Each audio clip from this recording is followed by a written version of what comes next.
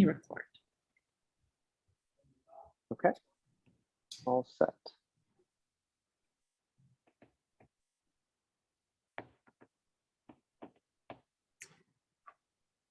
Are we waiting for the bell? I think should be good. So 9:01, take it away. Okay, let's get started. So welcome everyone to this edition of VMACS. And as usual, we have two talks today, a 10-minute talk by Laura Gati, and then a 40-minute talk by Klaus, Adam, and co-authors. So as usual, just to remind you of the rules of the game, the talks are being recorded and possibly live streamed. You can ask questions during each presentation in the Q&A box at the bottom of your screen if you're on a computer. And then after the 40-minute talk, there's going to be a 10-minute question and answer session. And after that, we will close this particular session of Zoom, but we will open up a Zoom room for further informal conversations with the authors. So you're welcome to join that. And the link for the post-talk Zoom room is already in the chat panel. So the chat panel is for if you have any technical issues that you want to raise with us, use that, but please use the Q&A for questions to the authors. And as usual, if you have a particularly juicy question, please save it for the open Q&A question session, so for others to benefit as well. I think we can just get started. Laura, why don't you share your screen and go ahead?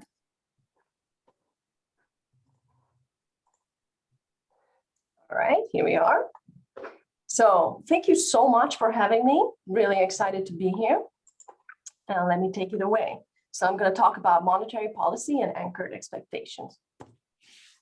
So central bankers worry about inflation expectations being anchored.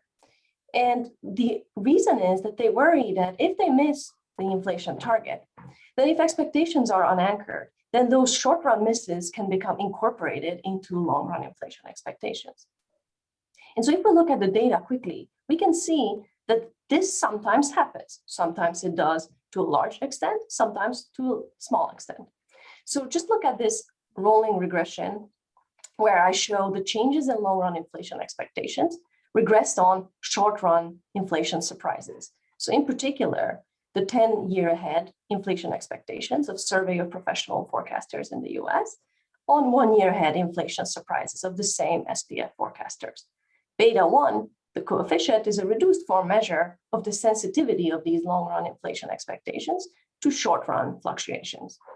And I'm plotting beta 1 here in blue with confidence intervals in shaded. And so the main thing that you can see here is that the extent to which expectations, long-run inflation expectations, respond to short-run surprises varies over time. So the coefficient is sometimes large and significant, sometimes it's small and significant, and sometimes it's small and insignificant. But the question is, what drives this time-varying extent to which expectations are anchored? And what should central bankers do about it? These are the questions that I answer in this paper. To study these questions, I propose a novel model of expectations, which provides the notion of unanchored expectations.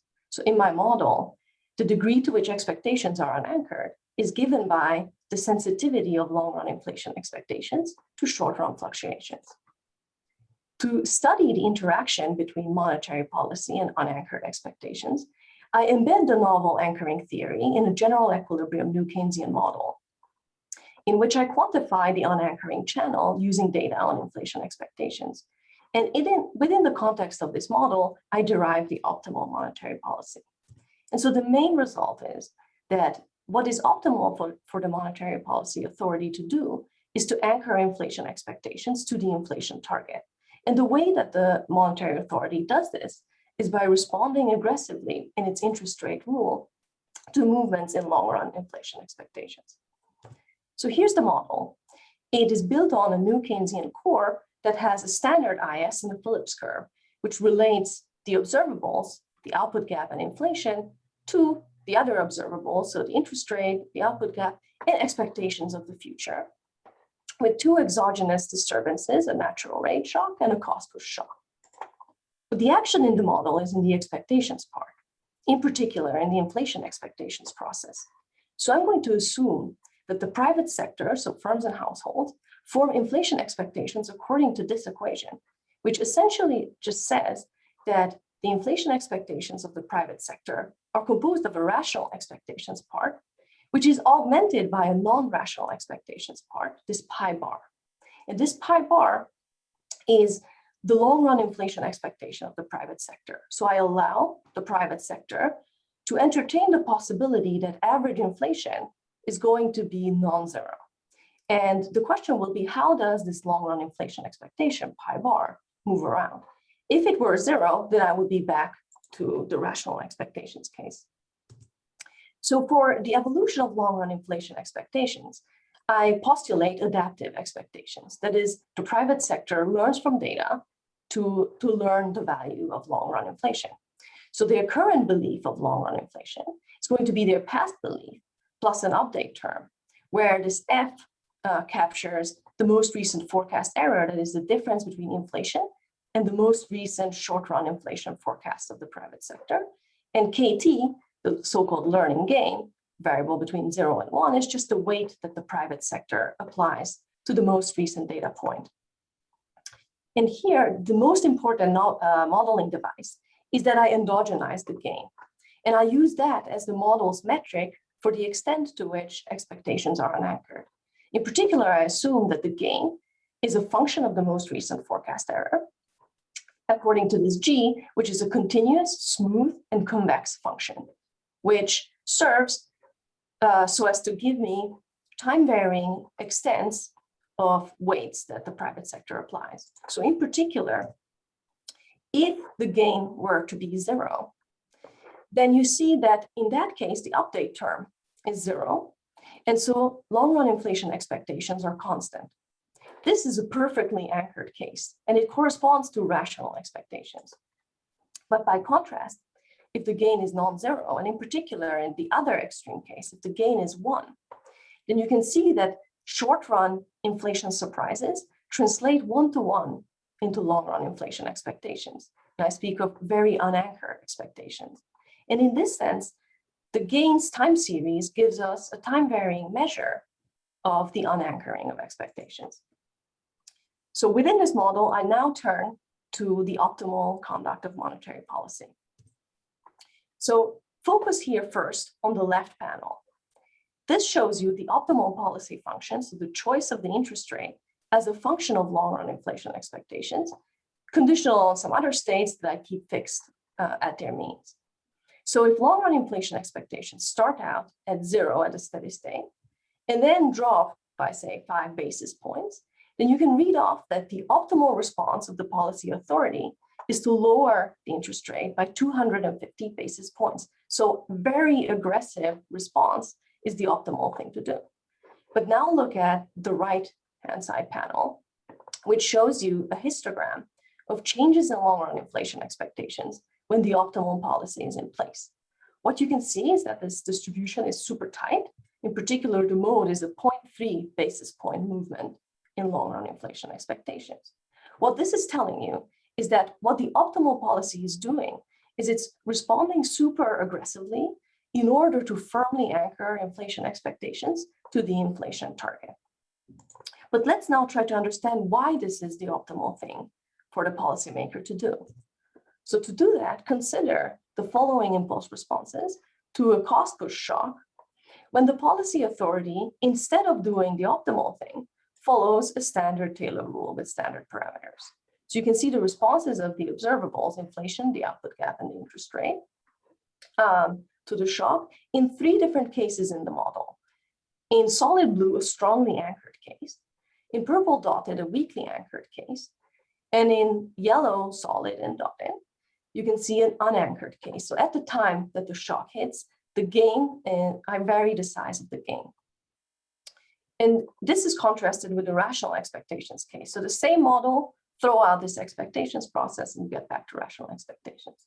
What you see is that not only is this an IID shock, which in the anchoring model gives you persistent deviations from the steady state, but more importantly, the more unanchored expectations are, the bigger deviations you get, both on impact and along the transition path back to the steady state. So in other words, the unanchoring of expectations serves to amplify shocks. And the more unanchored expectations are, the more non-linearly they amplify exogenous disturbances. So this is the reason that the central bank seeks to avoid large-scale unanchoring and seeks to anchor expectations as firmly to the target as it can. Okay, so I've presented a first theory of monetary policy for potentially unanchored expectations. I've provided a model-based notion of unanchoring as the sensitivity of long-run inflation expectations to short-run fluctuations. And I've shown that the optimal monetary policy involves a strong anchoring of expectations to the inflation target, and that the authority does this by responding aggressively to movements in long-run inflation expectations. Thank you very much. And if you have questions or comments, please feel free to reach out to me. Thanks so much. Thank you very much, Laura, and perfect timing too. Thank you. So Klaus? Yes, so thank you for having me here. Let me try and share the slides with you. What I'm going to present is actually joint work with Timo Reinelt and Oliver Voigtl, who are both here in the audience and ready to follow the chat and answer the hard questions that you will have. So the title of the talk is Falling Natural Rates, Rising Housing Volatility and the Optimal Inflation Target. And it's really a paper that is concerned with 4 broad macro trends that have bedeviled advanced economies around the globe. The first 2 of these are well known. It is a secular decline in the growth trend. Some even refer to this as secular stagnation. And the second one is a secular decline in the natural rate of interest, so in the real interest rate, consistent with stable rate of inflation, as documented, for instance, by much cited work by Holst and Laubach-Williams. We complement these 2 trends with 2 other trends that we diagnosed to have taken place over the same time period. First, an upward trend in the volatility of housing prices over time, and then also a gradual increase in the volatility of the natural rate at the same time as its average level has fallen. And what we're going to do is we're going to present, for one, a simple monetary policy model that can generate these trends 2, 3, and 4 as resulting from 1, without us taking a stand on what actually triggered the decline in long-term growth trends. It could be exogenous productivity, it could be an aging population, it could be new ideas harder to find. You can name your favorite one. And then we're going to use this model to tease out what these trends imply for the optimal inflation target. Okay, so just as a summary, here are the pictures of the falling natural rates of interest in the major economies around the world. You see Japan experienced this big drop in the early 1990s. Other economies followed, in particular around the financial recession, the Great Recession. The US and the Euro area both experienced big declines in the natural rate of interest. And simultaneously with that, long-term growth rates have come down. Obviously, all these estimates, are associated with some uncertainty, but the trend is sort of common to most of the ways to get at these estimates. And you see again, now Japan experienced first the downward trend in long-term growth rate, the other economies following more gradually over time. So this is all well known. Now, what I want to complement this with is some evidence on the changes in macro volatility measures, in particular measures of housing valuation, like the price-rent ratio, and the volatility of the natural rate itself. So this is, of course, a little bit more difficult because volatility is hard to measure, given that these variables are very persistent, and given that the natural rate itself is actually estimated. So we have few independent observations. So the way we go about this is to compare very long-run time windows, namely the 60s to the 1990s and the 1990s to the 2020s. And if you do that, then what we're going to find is that for the price-rent ratio, we see a significant increase in the volatility of the price-rent ratio, where we measure the volatility of the price-rent ratio as percent deviations from period-specific means of the price-rent ratio. And we do that in order to account for the possibility that actually the falling natural rates have contributed to increase in the level of housing prices. And you see in the red bars, the volatility measure post-1990, and in the blue bars, the volatility measure prior to 1990. And you see that in all these currency areas, housing volatility has gone up in most cases, significantly at the 10% level. But given the estimation uncertainty, not all of the increases are significant. For instance, in Canada, there are quite some large estimation uncertainty around that. But the point estimates at least suggest that there's an increased volatility in housing markets in terms of the prices. If you now plot the joint changes in the natural rate over the pre versus post 1990 period against the changes in the standard deviation of the natural rate against pre-post 1990, all these economies fall in the upper left quadrant, and you see how they both experience fall in the natural rate and an increase in the standard deviation of price-rent ratio. Now, this was fact 3. Fact 4 is about the volatility of the natural rate actually having gone up. And again, red bars are post-1990, blue bars are pre-1990. Again, you see increases in all of them except for the UK, which actually has experienced a slight decline in the volatility of the natural rate. And we all know that the UK had somewhat volatile 1970s, and which may partly have contributed to this. Okay. So again, if you look at the joint distributions of the changes in the natural rate and the changes in the standard deviation of the natural rate, all countries except for the UK would sort of fit in this upper left quadrant, which suggests that simultaneously with the fall in the level of the natural rate, the volatility around that level has actually gone up.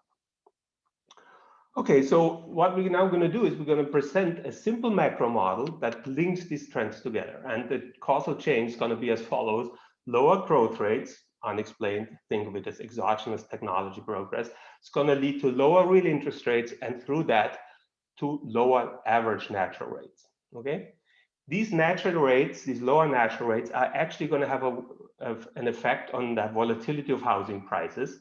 I'm going to explain to you economic channels through which lower natural rates can affect, can increase the volatility of housing prices and also increase the volatility of the natural rate. And this is, of course, complicating the stabilization goal of monetary policy, because now monetary policy sees itself confronted with lower average levels of the natural rate at the same time that the volatility around those lower average levels has gone up. Okay. And then we're going to look at what this implies for the optimal inflation rate that the central bank should implement, if it's sort of confronted with a lower bound constraint on nominal rates. Okay, so in doing that, what we use is a standard new Keynesian model that we augment along a number of dimensions. The first thing, we add a housing sector, so there's housing production and housing enters utility of the household. There's a lower bound constraint on nominal rates. And then we also allow for the presence of speculative beliefs or subjective housing price beliefs on the side of households about the future, capital gains to be made by investing in the housing market. And this latter is motivated by observations that we have obtained from looking at the Michigan Household Survey, which provides evidence on households' housing price expectations, and we document there a number of systematic ways in which these housing price expectations deviate from rational ones. Number one, there is a strikingly positive covariation between what households expect about the future capital gains to be made by investing in housing and the valuation of the housing market, the price-rent ratio, and we show this is not compatible with rational forecasting. And in fact, this is something that is mirroring households' expectations in stock markets, as we've shown in earlier work. And then secondly, in terms of the level of the expected housing price, the first point was about the capital gains, the change in the housing price level. This is now about the level of the housing price. We're going to show that there is some sluggish updating in the sense of Kopian-Gorodnichenko. Okay, so we want to match these features with our subjective belief specification, but at the same time, because we want to later on discuss policy, we don't want to have housing beliefs that can be easily manipulated by monetary policies. We want to set up the belief system in a way that the policymaker cannot possibly exploit the subjective belief to its own gain in a way that would be implausible. Okay, and all this actually is going to be achieved by a simple belief setup that we just borrow from one of my earlier papers with Albert Masset and Juan Pablo Nicolini in the journal Finance. In particular, we're going to assume subjective beliefs that are going to give rise to some weak extrapolation of past housing price increases into the future. Okay, but it's not, essential that we sort of, use exactly this specification. Very similar implications would arise if you had some form of learning from experience, a la Malmen-Jenagel, or say diagnostic expectations a la Schleifer et al. The implications would be very similar. Okay, so then with this model, how does the chain of, the causal chain work? If you have lower growth rates, you're going to have lower natural rates of interest through the Euler equation that's going to predict lower steady state real interest rates. Okay, and these lower natural rates are going to amplify belief-based fluctuations in housing prices. In particular, it's going to be the case that when real interest rates are lower, any deviations of housing price expectations from rational are going to have larger pricing implications.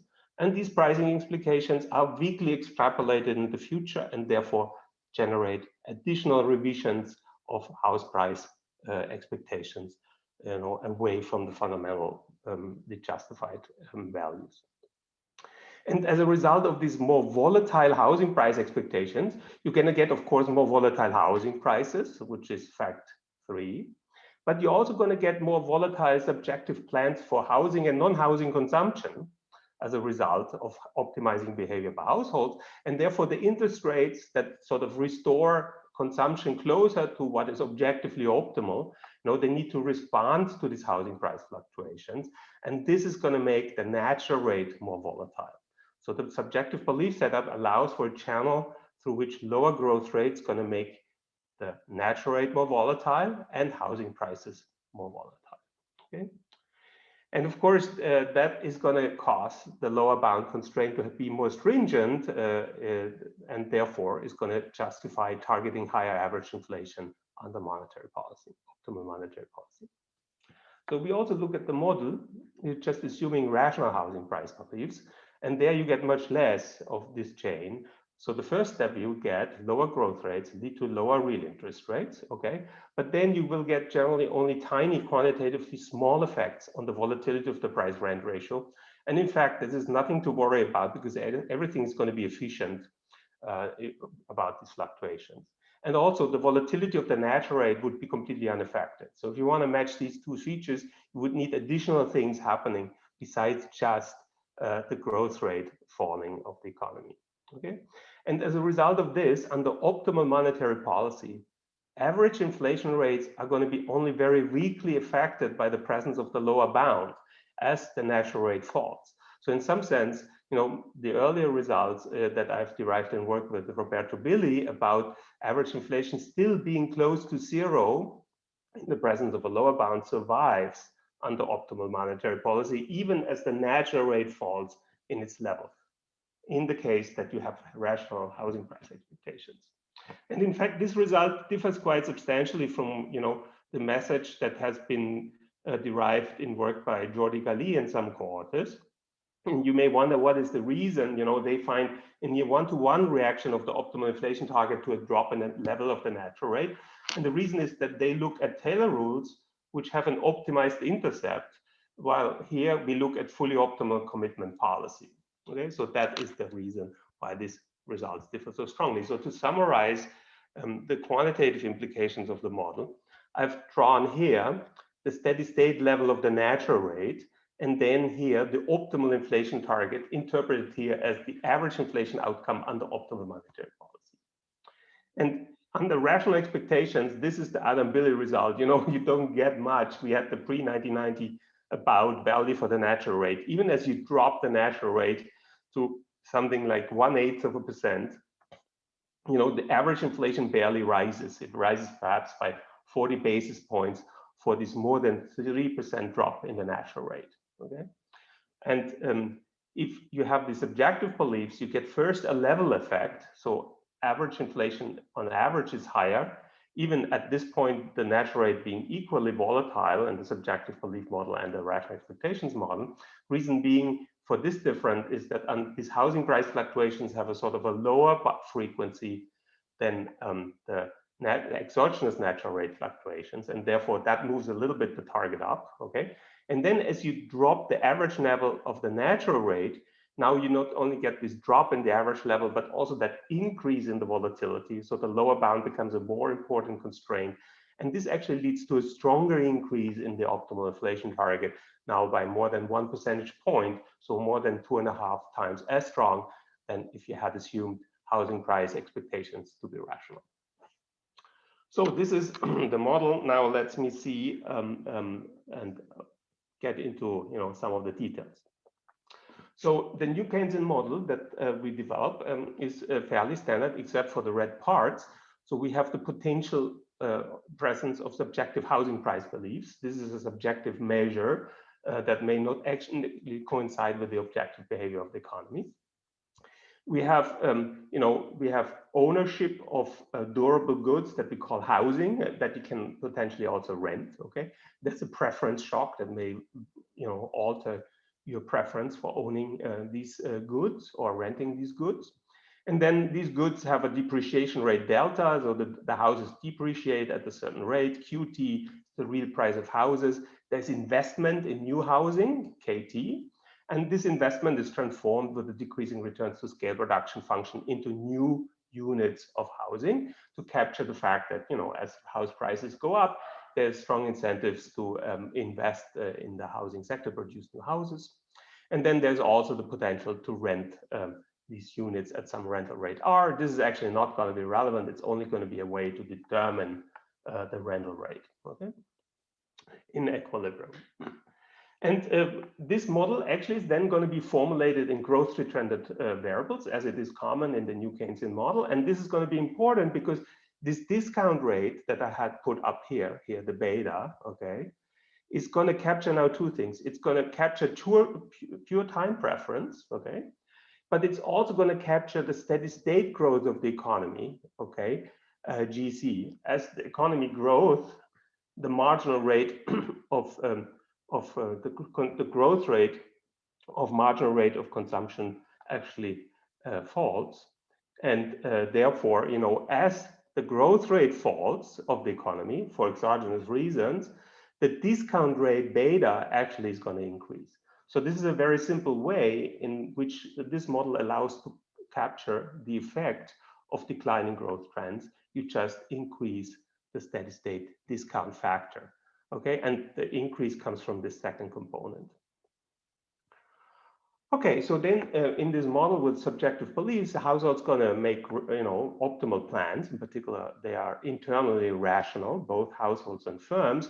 That means households, for instance, they make contingent plans for consumption, labor supply, ownership of houses, rental units they want to rent on the market, the investment plans into new units to be produced, and bond holdings to maximize utility subject to the budget constraint.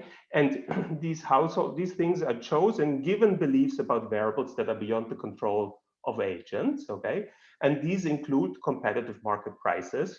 For instance, the money price of goods, the real wage, the housing price, the rental rate, the nominal interest rate, taxes and transfers, profits, etc. Okay, and what we're going to assume about these beliefs is that all beliefs are rational, but we're going to allow for the presence of subjective beliefs about housing prices. Okay, but keeping everything else rational.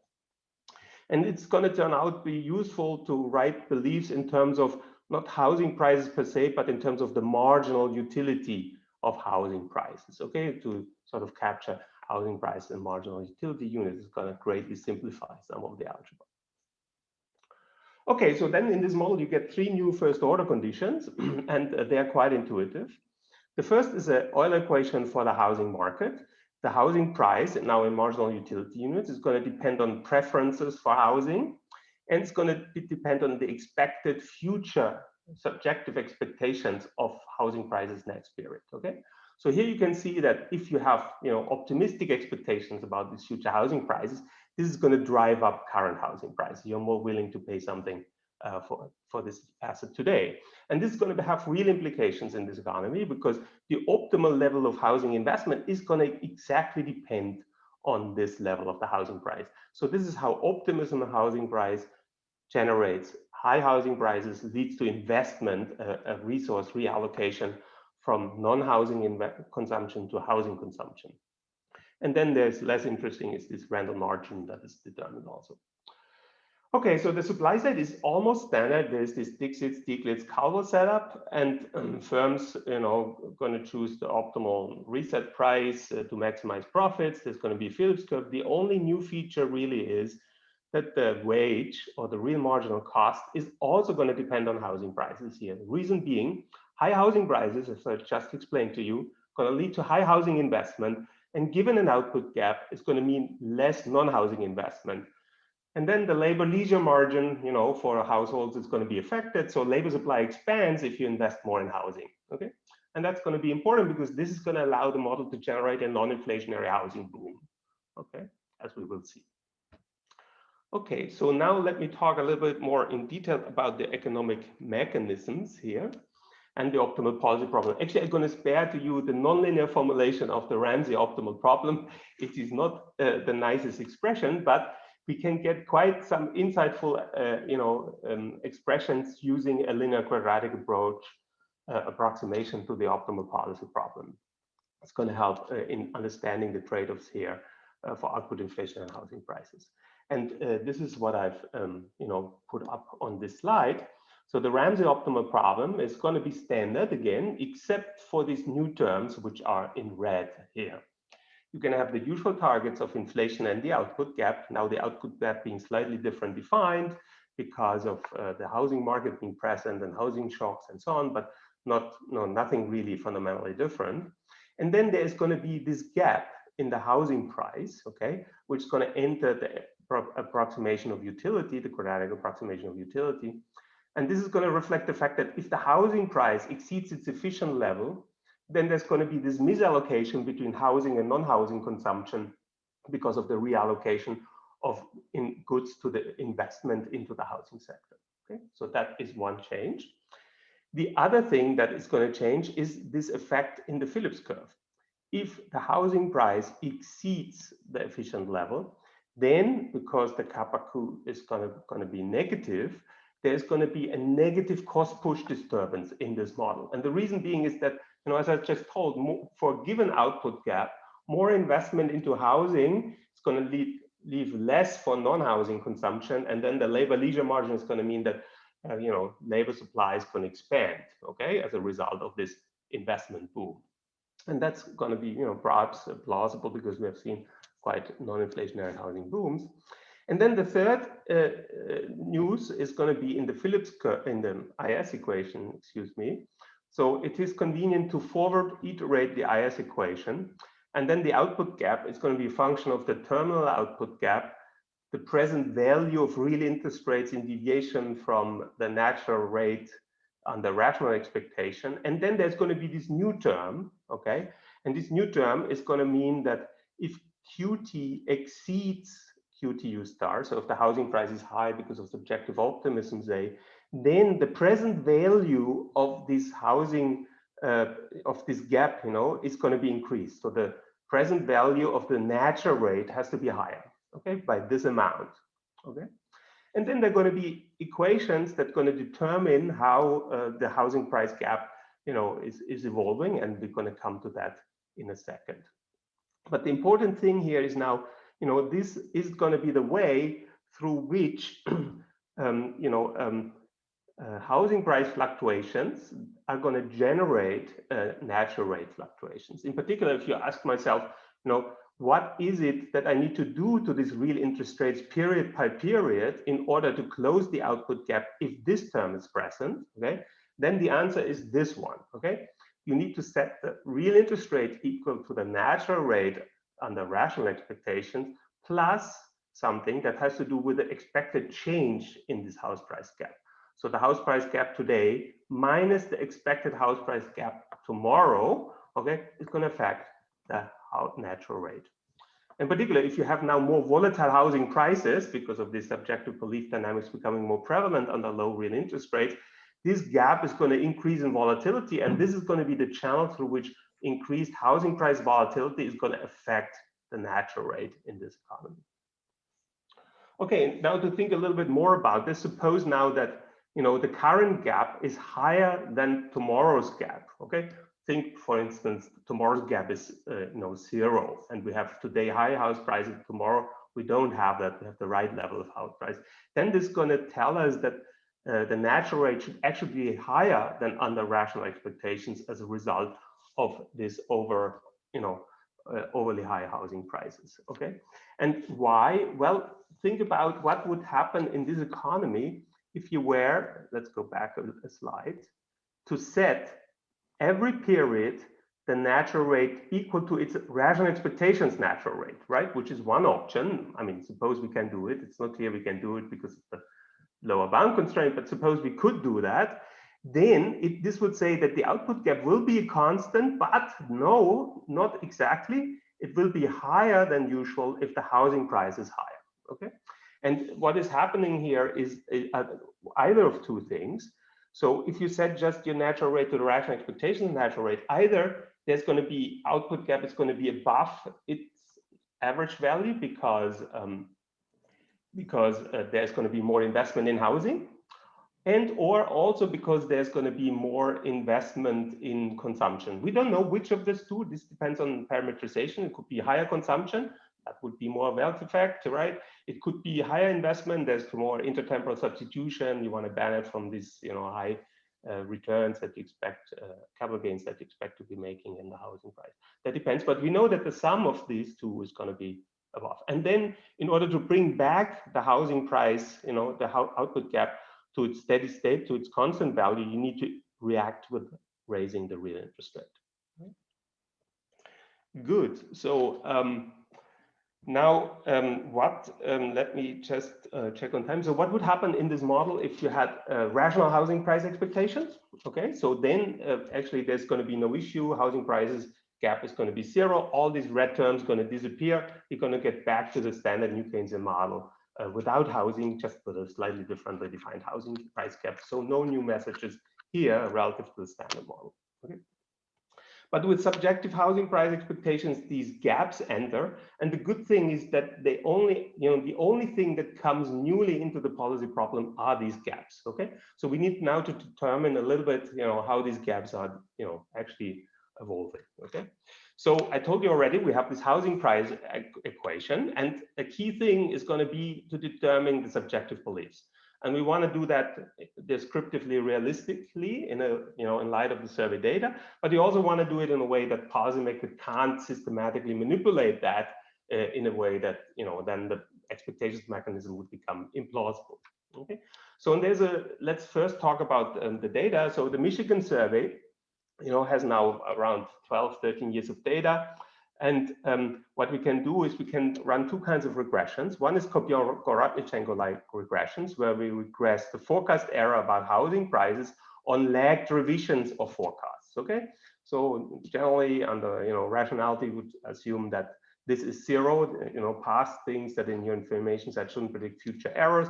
But we're going to find that if you revise upwards your expectation about housing prices, this is actually going to lead to still is insufficient updating upwards, because there's going to be still a positive error there. Okay, and the second thing is we're going to regress capital gains minus expected capital gains in the housing market on valuation measures like the price rent ratio. Okay, and if this is something people can see, the channel valuation in the housing market, then this should not predict future forecast errors, but it's going to be the case because people are going to be overly optimistic about those capital gains when this is high, and at least relative to outcomes. And this is going to lead to this negative coefficient, actually, like we have shown to be the case in stock markets as well. Okay. So here's the evidence, the Kobion-Goratnichenko-like positive coefficient, negative coefficient for the other one. It depends a little bit on whether you include the Great Recession or not, well, that there was obviously a lot of movement in house prices there. Okay. Okay, so this is the data. So now how we're going to set up, we're going to choose this simple subjective model for house price growth. People are going to perceive house prices to be composed of a persistent and transitory component. The persistent component follows a random walk for simplicity. And then the optimal housing price, the housing price expectations under the Bayesian updating, going to evolve according to this Kalman filtering equation that sort of feeds back on past surprises on housing price surprises, okay? And the Kalman gain is obviously then the key parameter, and we're going to set that straight out of this paper, where we also borrowed this expectations formation process from, okay? Good. So we tie our hands with regard to the expectations formation process. Now, the good thing is that this asset pricing equation coupled with this belief is going to give us this equilibrium price. This equilibrium price depends, the more optimistic you are about the capital gains, the higher the housing price is. And this equation together with the belief updating equation is going to determine the Q dynamics and therefore the Q gap dynamics. And they're going to be independent of monetary policy. So we're going to have no Lucas critique here, okay? And what this is going to tell you is that here, housing prices going to move housing capital gain expectations going to move housing prices. And actually, if the growth rate of the economy falls, this beta is going to be larger. And as a result, the sensitivity of housing prices to any movement in capital gain expectations is going to increase. And this is actually going to be the channel through which this model is going to be able to generate more volatile housing prices in the presence of lower real interest rates, okay? Lower trend growth rates. Okay, and if you simulate this model, just straight that has independent of policy, you're going to get the Kopian-Gorodnichenko regressions depending on what you assume about the natural rate, and you're also going to get this Adam said Beutel sort of negative coefficient on the capital gain expectations. So this is going to capture these two empirical regularities.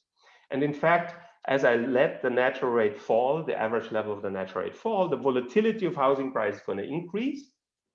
That's fact 3. And we know already if that happens, the expected change in the gap, the housing price gap is actually going to increase and the natural rate volatility is going to increase. So we have all facts together, all triggered by this lower growth trend.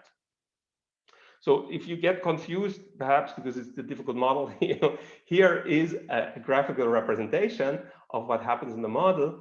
The black parts are the ones that happen under rational expectations. And the blue parts are the ones, the additional kick that you get from the presence of subjective beliefs. So under rational expectations, lower growth rates going to lower the natural rates. It's going to have a slight effect in terms of increasing volatility of housing, but not quantitatively much. I could have, could talk about why this is the case. But this is in any case irrelevant for policy because anything that happens in the housing market is efficient. So the only thing that affects the inflation target is the lower average level of the natural rate. Okay. Now, in the presence of these subjective beliefs, as suggested by survey expectations, you're going to get this additional implication that as the level of the natural rate falls, the volatility of housing prices goes up. And this is actually inefficient volatility, which is driven by subjective beliefs, okay? So it would be optimal for a policymaker that recognizes that these cycles in housing prices are not efficient to actually counteract that. And that is reflected in an increased volatility in the natural rate, which gives this additional kick, okay? So now there is some time to talk about quantification. I mean, we calibrate the model to the pre-1990 period, both the rational expectations and the subjective belief model. And we target in particular 3 things: the average natural rate prior to the 1990s, then the volatility of the natural rate prior to the 1990s, and also the volatility of the price-rent ratio prior to the 1990s. And then we ask the models, both the subjective belief and the rational expectations model, what happens as the natural rate falls, the trend growth rate falls, to the post-1990 average. We do this by increasing the discount factor, which I told you could reflect lower steady state growth. Could also reflect other desires to save more and so on, but we just matched the average level post-1990. Okay, and then we can ask this model, both of these models, what will happen to the standard deviation of the price-rent ratio as the natural rate falls. And this is the pre-1990 value of the natural rate. And we have matched both models to capture that. And as we drop the natural rate level, the average level of the natural rate, there's a slight increase in volatility of housing. So that is the efficient increase in the volatility of housing in the rational expectations model. It's there, but it's not very pronounced.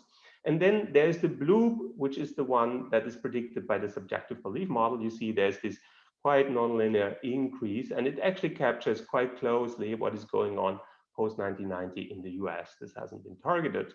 What about the standard deviation of the natural rate? You know, we know that as the volatility of the price-rent ratio goes up, the volatility of prices likely is going to go up, and therefore the natural rate volatility is going up, and that is actually happening in the subjective belief model, actually not quite as strongly as the average, you know, as the data suggests. So if anything, we actually underpredict the increase in the volatility of the natural rate.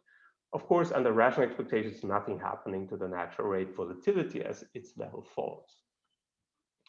Okay, and then we can actually, this explains the picture I've showed you at the beginning. Under rational expectations and a high average natural rate, you have very low average inflation rates. And as the steady state natural rate falls, the only thing that happens, you move closer with your average level to the zero, but the average rate of inflation doesn't increase very much because it's sufficient to every now and then promise inflation.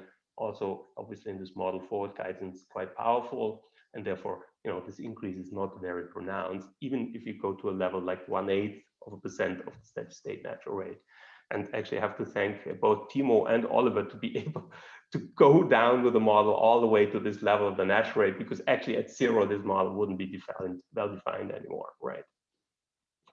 Okay, so then with the subjective beliefs, we get this steeper slope and this higher average level, as I told you, because now for one, you know, natural rate fluctuations under these house price dynamics are a little bit more persistent, explaining the initial gap.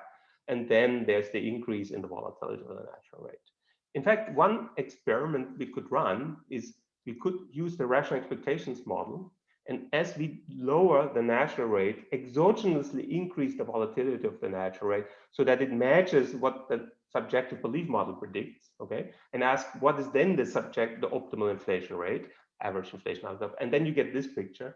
So as the natural rate then falls and the volatility increases, you know, you catch up with the predictions of the subjective belief model. So at least for very low levels of the steady state rate, you know, having an exogenous increase in the volatility of the natural rate gets very close. And in fact, the remaining gap is explained by the different persistence of the natural rate processes under, you know, the subjective belief dynamics and this exogenous dynamics. All right, so let me check how I'm doing on time. I have 2 or 3 minutes left, maybe. So there is one other implication of the model that I want to briefly highlight, and that is that it implies, you know, that it's optimal to lean against housing price movements.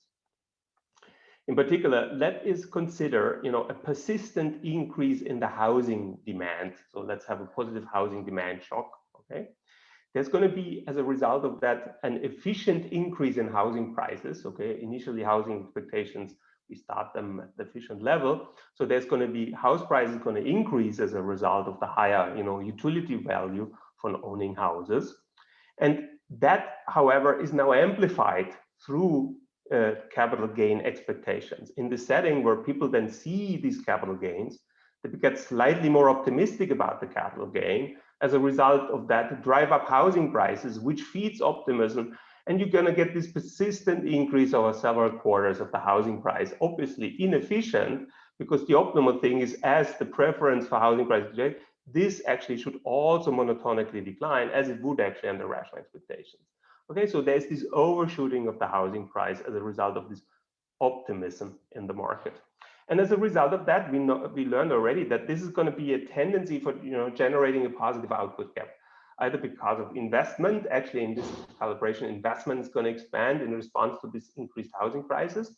and that is going to open up a positive output gap. Okay. Now, monetary policy is going to lean against that by increasing the nominal interest rate, something it wouldn't do under rational expectations in this model, because this increase would otherwise be, irrelevant for monetary policy. And in fact, initially there is a slight undershooting having to do with the fact that, as we learned, as on this upward sloping path, the natural rate actually initially falls before it then rises on this downward path, and that therefore you get an initial underreaction, but then for the most of the period you get this leaning against the housing price, and as a result of that, inflation is going to undershoot. Now, it's not exactly symmetric for the other direction, and this has to do with the presence of a lower bound constraint here. Okay, so let me actually conclude.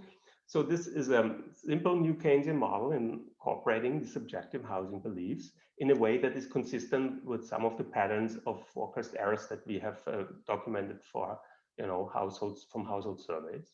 In this model, lower growth is going to lead to lower average levels of the natural rate, and through that, larger housing and natural rate volatility. And this, in fact, justifies targeting higher inflation as the natural rate falls than would be suggested by a rational expectations model under fully optimal policy. Okay? And it also becomes optimal to some extent to lean against these housing price movements, because they tend to be overly volatile, because amplified by the subjective belief dynamics. Of course, ultimately the model has a message. If you want to fix all three trends, 2, 3, 4, okay, you should probably fix trend number 1, which was you should ensure that the economy gets back on a higher growth trend. That would increase the real interest rate. It would make housing markets more stable. It would reduce the volatility of the natural rate, and all the things that beneficial things that would come out of that for monetary policy. Okay, thank you so much, Klaus, for a very clear presentation and for being perfectly on time. So this opens up the Q&A session of the talk today. So if you have a question, please raise your hands, and we will let you ask your question. As people get ready, so I encourage questions of all sorts. I do have actually, to start the session, a couple of questions, that are clarification and sort of a bigger picture. So one, if I understand correctly, Klaus, from one of the earlier mechanism equations that you showed, so if there is optimism about house prices, that increases desired investment or the desired capital stock. That's true in the model. And so that's interesting, but it sort of went against one of my priors, which could be completely wrong, that part of the reason that we've seen increased volatility on housing markets sort of worldwide has been due to sort of a decline in investment, particularly since the early mid 2000s, and sort of a substitution of where capital flows in the economy from sort of investment in manufacturing and plants and so on to this more housing investment, and whether what your thoughts are on this and whether I'm correct or wrong in thinking about this from a data standpoint. And then the second is a more big picture question. So what is special about housing here? So in other words, so if I had in your model an asset where the valuation is driven by subjective expectations, along your lines, but it's not housing, it's just an asset that enters the budget constraint through its returns, what would be the difference? Obviously here housing enters your utility function, so if there's a lot of volatility in pricing, and that's going to affect you directly, but you can buy or rent. So at some level you can still consume housing, and there aren't many frictions from going from owning to renting. So what's the special nature of housing here? Is it because we've seen an increase in housing volatility, but we haven't seen it for other assets? What's the thinking? Yeah, so this is great questions. Thank you, Stefania. Actually, so to start back with, we have seen increases in the volatility not only in housing markets, but also in stock markets. So we have looked at that. It's a bit less pronounced, but then again, the volatility of stock markets is even larger than those of housing markets, and it's a bit harder to document, at least statistically significant changes. But the point estimates go in the same direction. Housing markets as well as stock markets have become more volatile. So this is not really the reason what makes housing special. And in fact, I mean, we have written, and I've written another paper with Sebastian Merkel, where we try to build this mechanism and sort of value productive capital in this way. And then in that world, it would be equally true that, stock price booms or equity valuation booms would lead to investment booms, and therefore make, generate an overaccumulation of capital that then in the end, leads to a Minsky moment and some reversal. So in that sense, there is nothing here. We would have loved to introduce also some sort of things that would make housing special. Borrowing comes to mind, obviously, and leverage, but that would have meant to go away from the representative agent model and get any analytics going in this setting. So here, what makes housing special is it enters through the utility instead of through the budget constraint, is really the answer. And by having more housing, it isn't allowing you to have more non-housing consumption, which would be actually the case under in the other setup. And that actually generates additional effects that are not present in this housing setup. Now, it's true. I mean, one thing that it's certainly true in the data, if you look at at the US housing boom up to the year 2006, that the large increase in house valuations has been accompanied by a huge increase in the number of new units produced. I mean, that is clearly there, and I mean that is something. Now, to what extent this came at the cost of other investment is up to discussion. I mean, in a world where you're subject to a savings glut, I mean, that could not really be, the reason that because you have housing investment, you couldn't borrow for the other investment. That could have more with transformational changes having to relate to less, tangible capital and sort of these sort of things. But this is not in the model. I mean, our production side is very simple. It has labor only. Okay, so ideally, one would like to have a model where there would be both capital stocks, and one could have, this sort of, that would open up now an additional margin through which housing would be distortionary. It wouldn't just be housing versus non-housing consumption. It would be investment in housing versus investment in other stocks, capital stocks. And that is certainly an interesting feature that we don't have here. In fact, the overall utility implications here are sort of not very big as a result of that, because the only margins are basically intertemporal margins through which you have a bit too high of a coupled stock as a result. Yeah, these are certainly interesting avenues to explore further in future work. Yeah. Yeah, so optimism in your model is sort of a tide that lifts all boats, because optimism in the housing sector or in housing valuations generates sort of is also an incentive or an increase in the marginal benefits from investing in the capital stock as well. You're right. Anything that does that would do the trick. In fact, it could, in this model, it would actually be the case that if you had an exogenous drop in the interest rate that is sufficiently strong or long lasting, it could produce a housing boom. Okay. And this is something that some people have argued has taken place maybe after the 2000 crash. And so too low interest rates for too long could produce potentially a housing boom. Yeah. Okay, great. So please, if you have questions, raise your hands. I don't know if any of the other panelists have any questions. If so, you can just jump in and ask your question, given that you are free to manipulate your audio. I mean, just a quick question. If so far nobody's hanging up. So just have you thought about market potential regulation? Because now you have this trade-off between inflation and volatility of house prices. So what if you can allow for some, house price rules, or you don't have debt in there, but there could be some rules on debt to income or debt to prices or something? Yeah, that's obviously clear. I mean, if you had another instrument, then it would be obviously optimal to use it. And if you could address all the issues that come from the house price gap opening up, then that would solve the problem. You would be back to the rational expectations prediction. And in some sense, that is the benchmark where you would have another tool where you would eliminate housing price gaps through those tools. Okay.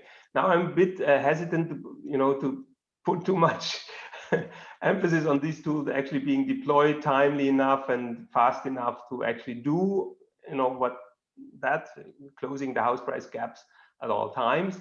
And but certainly it would be desirable. But anything that's left then, after those tools have been deployed, would ideally then be taken, care of by monetary policy to some extent. I mean, the house price, as you see in a quantitative example, the house price boom I've shown was substantial, but the nominal interest rate move wasn't all too big, okay, in response to it. So it's a very mild response.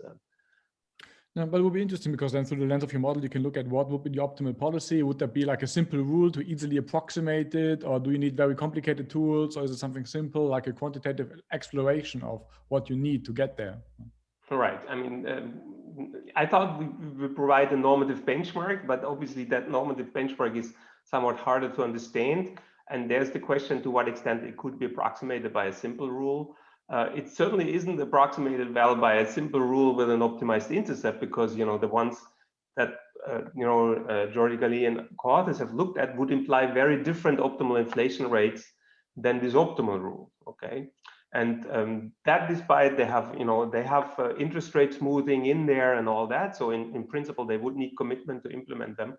But maybe if you had optimized all the coefficients, including the persistence coefficient, the feedback, and in those rules, you could probably get closer to this. We know in general, price level targeting rules get awfully close to the fully optimal thing in these models. And now we could ask how these rules would have to be modified in the presence of these subjective beliefs. Okay, so we are out of time and nobody has raised their hand. So I think we should close the formal talk session, and anybody who's interested in asking further question or having informal discussions, please join the Zoom room, which I'm going to open up as soon as we close the talk here. The link is in the chat, so make sure you copy the link before everything disappears. And take this opportunity to thank Klaus, Oliver, and Timo for their excellent paper and talk, and of course Laura for also her excellent talk. And we'll see some of you hopefully in the Zoom room later. Thank you so much. Thank you.